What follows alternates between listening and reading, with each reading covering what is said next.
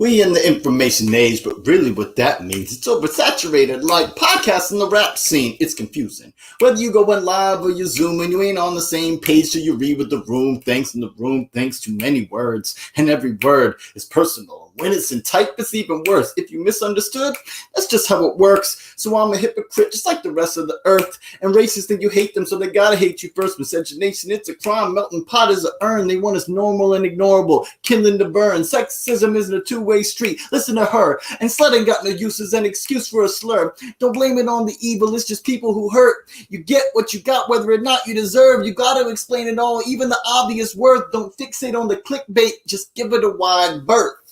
Welcome to the Museum of Dead Words. I'm your tour guide, Dyalekt, alongside Pamela Capalad, Kristen Crouch, and Andrew J. Scoville. We've been spending the last few years pouring through conversations online to find words that kill discussion and ruin discourse.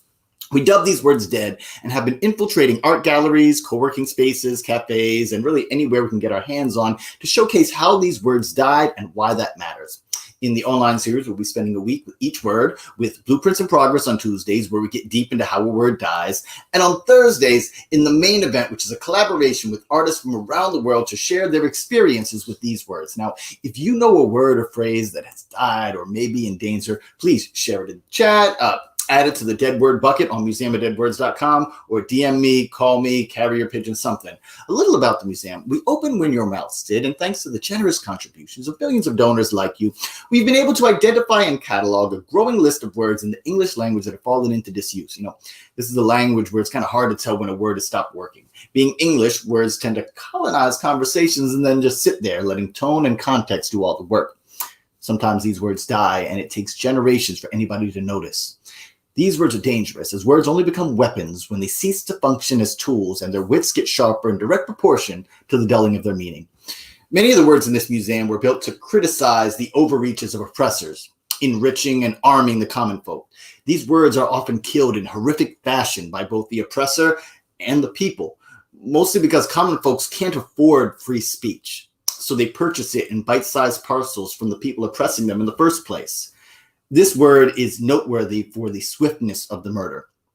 Clickbait, born in 2006, died right at the beginning of 2017, made it around 11 years.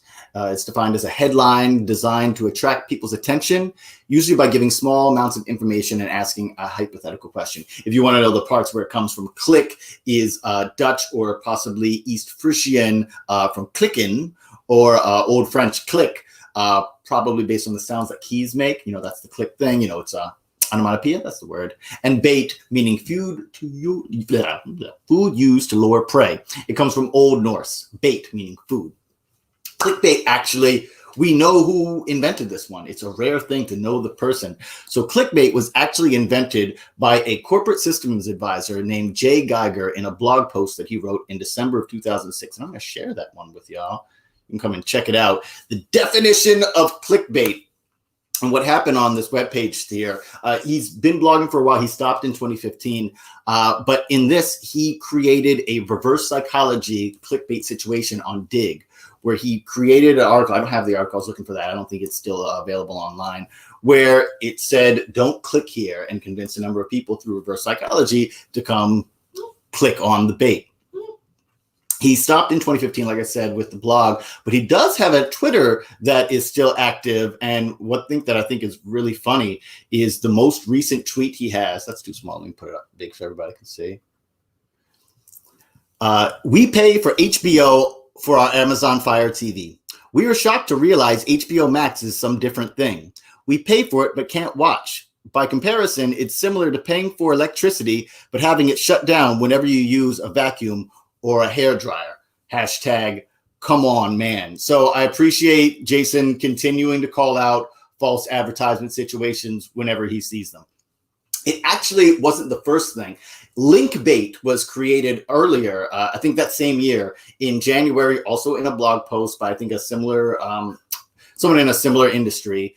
But the term linkbait ended up falling by the wayside. There's a thing in business I'm not going to really get into called second to market, which just talks about somebody comes up with an idea, introduces it to folks, makes it not weird, and then the second person comes with a slicker version of it, or something that sounds better, has something attached, and that's the one that catches on. Stuff happens. When we talk about clickbait, we need to bring it back to the original clickbaits. I found a great article that was talking about how town criers were kind of the original clickbaiters. They gave advertisements as well as information. It wasn't just, hey, stuff happened tonight. It was also go down to the pub and drink a pint because they're half off. And, people couldn't tell the difference between the information and the advertisement. Town criers back in the day, they're a lot like rappers today. Like, remember when Foxy Brown rhymed necessary with Burberry? It also speaks to a thing called yellow journalism. And it's funny, before I actually researched this stuff, and man, let me tell y'all today, it gets fairly deep. I'm not sure if we're going to be going 15 minutes or 25-ish minutes because there's a lot of heavy stuff in here. And actually, it's way more emotional than I thought. Yellow journalism, a lot of people may think it comes from some racist type of thing. But actually, yellow journalism, it has its roots in clickbait. It was the circulation battle between Joseph Pulitzer, you remember him from Prizes, of the New York World, and Willie Randolph Hearst, you remember him as the villain from Newsies, of the New York Journal. They would make exaggerated headlines, completely untrue things, fake news, which we'll talk about in a minute, scandals, emotional manipulation, splashy pictures. The thing about yellow journalism, it's not that it was Asian racist journalism or even cowardly journalism. It's simpler and dumber, as most things are. I'm going to go to this next image. It was this guy named Yellow Kid. Yellow Kid was how do I even describe him? He was a character. He was a popular comic strip character. He would go around in this big yellow nightshirt and say inarticulate things. This is the story of me sweet young life. Gee, what's the matter was another one of his catchphrases. And as you can assume, yes, he was terrible. Warning, about to show crappy American history stuff about black people because, Yellow Kid fighting black folks and with weird, creepy stereotypes. What's funny is there's a lot of text going on and a lot of the text doesn't make sense. The interesting thing about it is it didn't matter if the text made sense. 40% of New York City residents were not born in America, and many of them weren't native English speakers. So the images sold the paper way more than the words did. And it got a little bit dangerous because this stuff attached to these news things that were fake, it led to politicians, to people with money, specifically Willie Hearst and Pulitzer, starting to push their weight. And luckily, we've always had journalists, so people have always known, have always called them out. Here's a political cartoon that's showing how Hearst and Pulitzer had a lot to do with propping up, see, they're literally propping up, as they are the yellow kids here, propping up the Spanish-American War. And to let you guys know, I figure, if you're not familiar with this, you should see what kind of articles they had. This is what the front page looked like. The warship Maine was the work of an enemy, lots of stuff, big bombastic, a $50,000 reward being put out by the newspaper. The Spanish-American War, if you don't remember what that thing was about, Filipino folks, that's what you have to thank for all that spam. On the bright side, my uncle gets the opportunity to talk about when he was stationed out there, and he loves to tell Pam about the time he was out there and all the good food and how nice all the people were. A term that they used at the time was above the fold. Above the fold was an advertisement for the rest of the paper. Funny enough, that stuff is still used in website SEO stuff today. According to dictionary.com, the clickbait tactics are as such. The connotation, rich vocabulary, like weird, shocking, pregnant, tragedy. Yet one weird trick is the one that I always think of.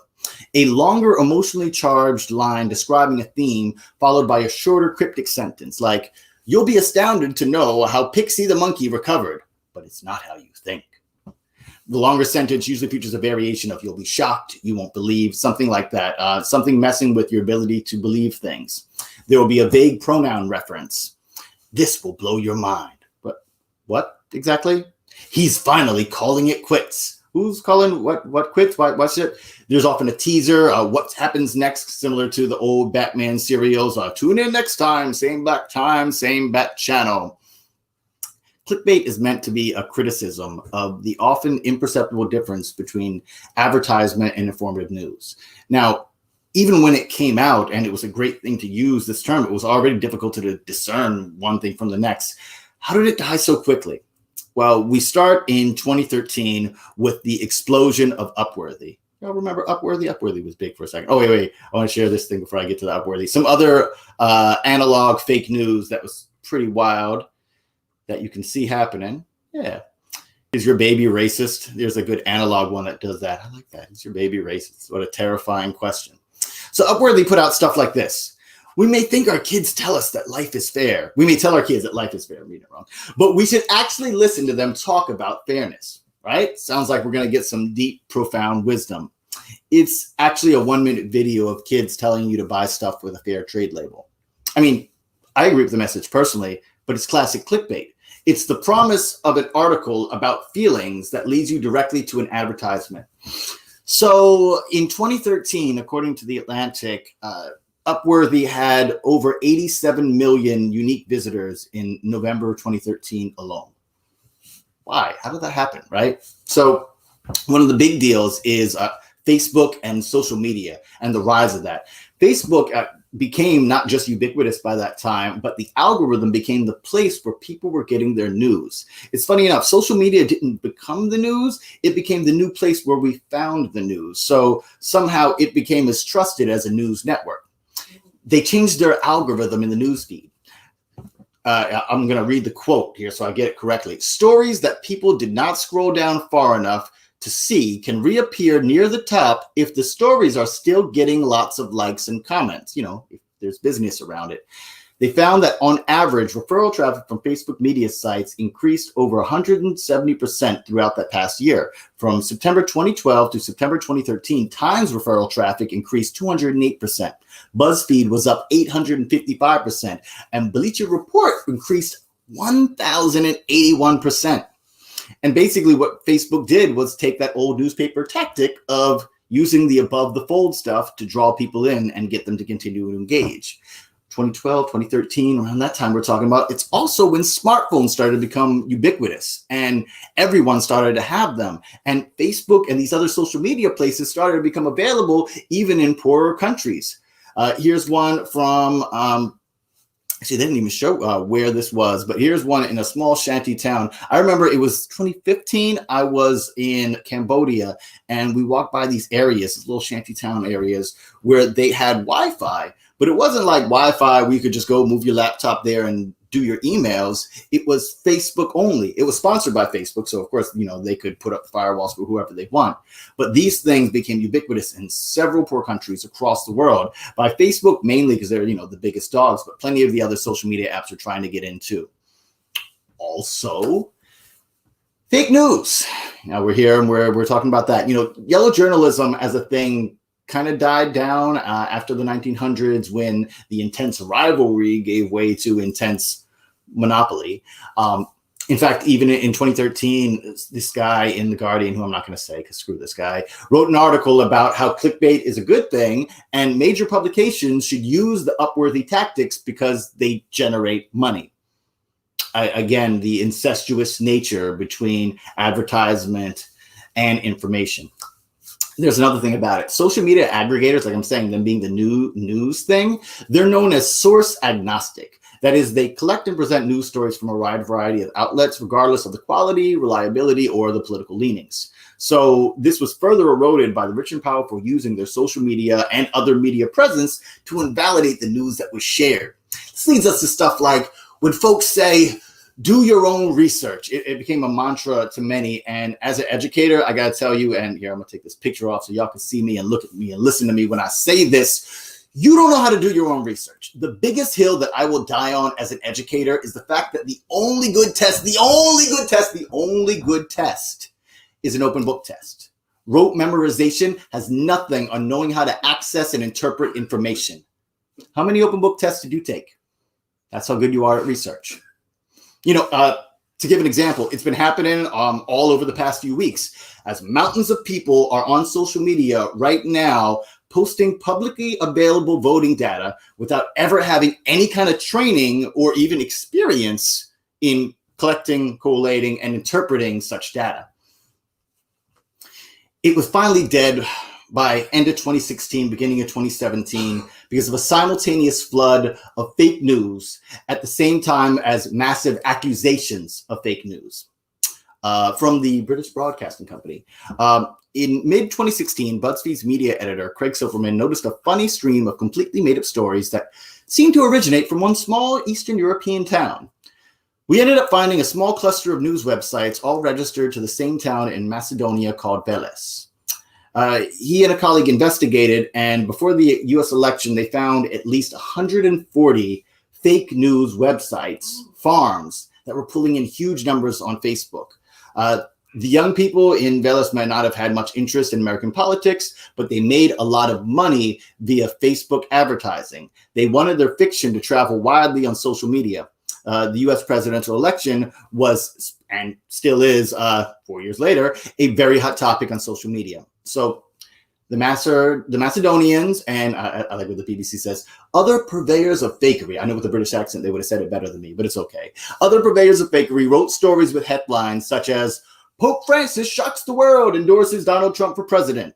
And FBI agent suspected in Hillary email leaks found dead in apparent murder-suicide. They were completely false, and thus began the modern and internet-friendly life of the phrase fake news. But BBC doesn't even have it all correct. BBC and a lot of folks outside the country thought that Donald Trump had made up the thing of fake news. But no, it wasn't. In fact, as we talk about the Trump and Hillary thing, not to be doing the Trump and Hillary thing, but in December 2016, Hillary Clinton made a speech in which she mentioned the epidemic of malicious fake news and false propaganda that flooded social media over the past year. It's now clear that so-called fake news can have real-world consequences, she said. This isn't about politics or partisanship. Lives are at risk. Lives of ordinary people just trying to go about their days, do their jobs, and contribute to their communities. President-elect Trump took that phrase upon the following month, January 2017, a little over a week before taking office. In response to a question, he said, "You're fake news. You are fake news," to the CNN reporter Jim Acosta. And around the same time, he started repeating the phrase on Twitter, sometimes just like fake news or fake news witch hunt. And then it became a rallying cry. The already fragile relationship between the people and the press had completely fallen apart by that time. And because people could no longer discern between fake news, advertisements, weird new tricks, and stories they just didn't want to hear, everything became obvious clickbait from somebody's perspective. And that's how a word dies. Wait, no, I've been talking to myself about this in my head while I've been doing the presentation. I wasn't sure if I was going to do this part because I'm tired of talking about this stuff, but it's part of it and it's important. So we're going to keep on going with this. Just give me a couple extra minutes. I got to apologize to y'all. We've been talking a lot during the Museum of Dead Words about the construction and creation and death of these words. And we've had to, because of time and because of their influence, invoke Nazi Germany, World War II, like a lot. I mean, I'm a son of that. My dad literally was born on the boat, fleeing them folks and all of that. But I don't want to talk about them. They're stupid and they suck and they're assholes. Excuse me for the French language, but they didn't like them either. They're the most famous thing, right? Like other than Jesus in the Western Hemisphere, it's like Nazis. They're the big thing. But that's because they did some dumb, awful stuff that ended up working. Nearly took over the world. So I got to talk about these dumb assholes. So excuse me for that. So with all that being said, fake news doesn't come from Trump. It doesn't come from Hillary. It's not even an English word. Fake news originally comes from Germany. And trying to get to the image. The term is Lügenpresse. Yeah, I can show it to me. I'm over here trying to show you the image. But the word is Lügenpresse. And the image I was going to show you, but didn't want to come up, it was from an article about BuzzFeed and Washington Post reporters being insulted and being yelled at by people at alt-right rallies. They were American campaign alt-right rallies. And it comes partially from the old anti-Semitic trope that say that Jews run the media. To be clear about all this, Nazis told folks Jews were bad, and the newspapers that disagree are lying. They are lying because they are run by the same Jews we previously established as being bad. That's how a shitty painter almost took over the world. The sad part is it's even deeper than that. I'm going to quote another cat.